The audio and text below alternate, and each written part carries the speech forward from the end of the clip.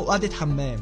بعدها وولف بيدخل على ناتاشا وبيديلها مرتبة صغيرة تنام عليها، وبعدين بيجيب اكل وميه وبيقفل الباب عليها من غير ما يقول ولا كلمة. بعدها ناتاشا كانت منهارة من العياط وبتحاول تفتح الباب بس ما بتعرفش والباب بيكون مقفول من بره، وبتفضل تصوت عشان اي حد يسمعها، بس الأوضة بتكون تحت الأرض ومستحيل حد يسمعها.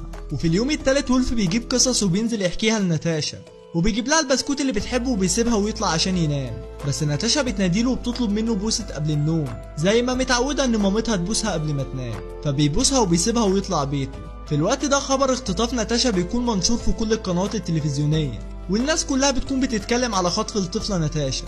بعدها وولف بيكون في البيت ومامته بتجيله، وهي متعودة تيجي كل فترة عشان تعمل له أكل وتروق له البيت، وكانت قاعدة معاه بيتفرجوا على التلفزيون وبتشوف خبر خطف ناتاشا، وبتقول لولف هو في بني آدم ممكن يخطف طفلة ويغتصبها؟